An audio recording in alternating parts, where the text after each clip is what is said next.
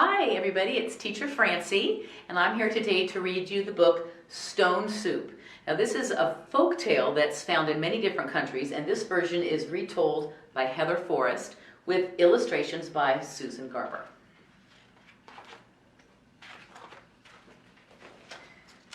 There once was a comfortable little village nestled in the mountains. The people who lived there had more than enough to keep themselves content. One day, two travelers came along.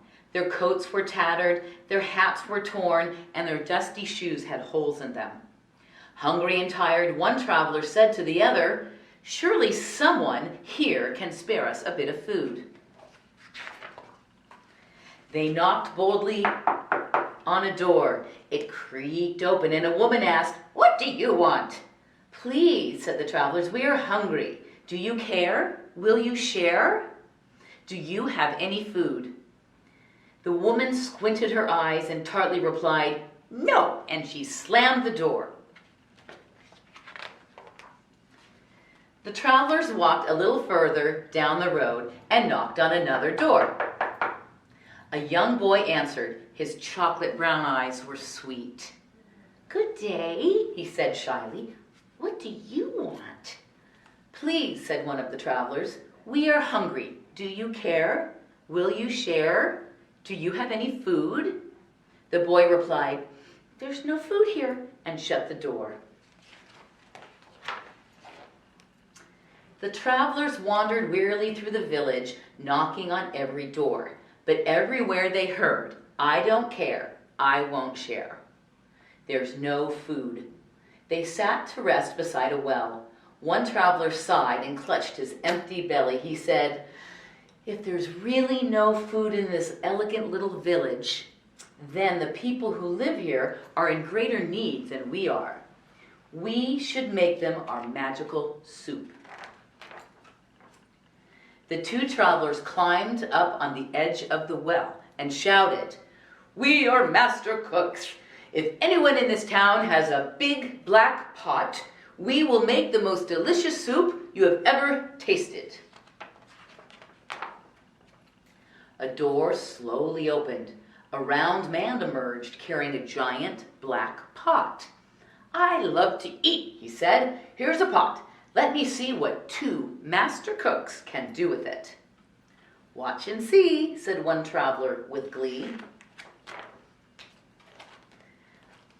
The travelers filled the pot with cold water and built a fire.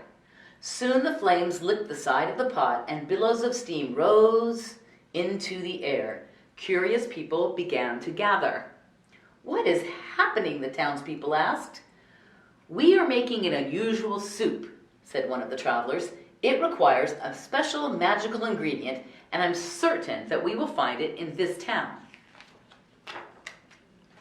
All the eyes in the crowd watched as one of the travelers reached down and picked up an ordinary stone.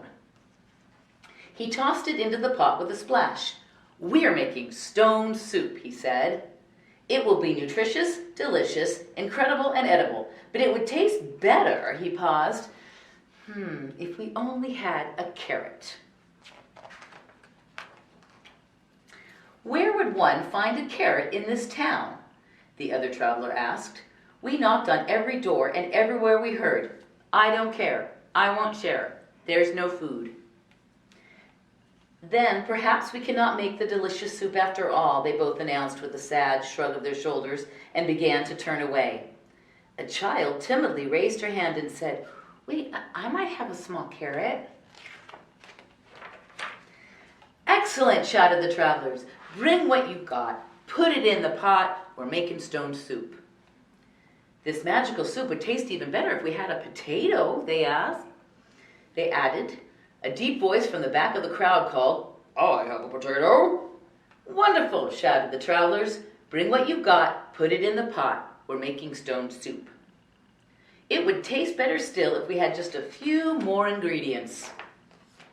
"Perhaps," said one villager, "I could bring a green bean." "Well," said another, "if we're going to bring a green bean, I could bring a kernel of corn." "I shall not be outdone," cried another. "I will bring an egg noodle."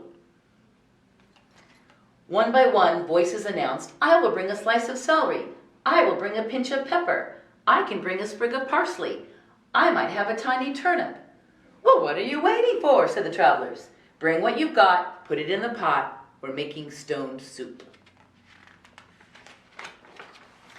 Everyone in town ran home to bring one small thing to put in the pot.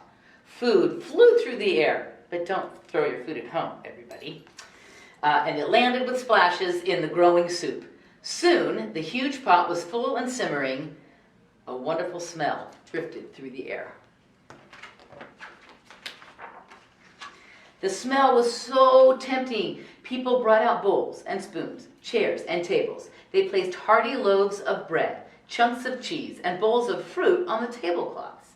Everyone came to taste the soup and marveled at the flavor. "It's amazing," they said. "These two travelers made such a delicious soup out of a stone." "Out of a stone," the travelers said with a grin. "The magical ingredient, sharing." As the travelers left the town, they said, "If anyone ever wants to make this soup again, just remember the recipe. Bring what you've got, put it in the pot. Every bit counts. From the largest to the least, together we can celebrate a stone soup feast." So in the back of this book, everyone, there is a recipe about how to make stone soup. But I'm sure you could find one online if you'd like to try this with your family and friends. I recommend washing the stone first, of course, but if everyone puts a little together, you could make a delicious soup.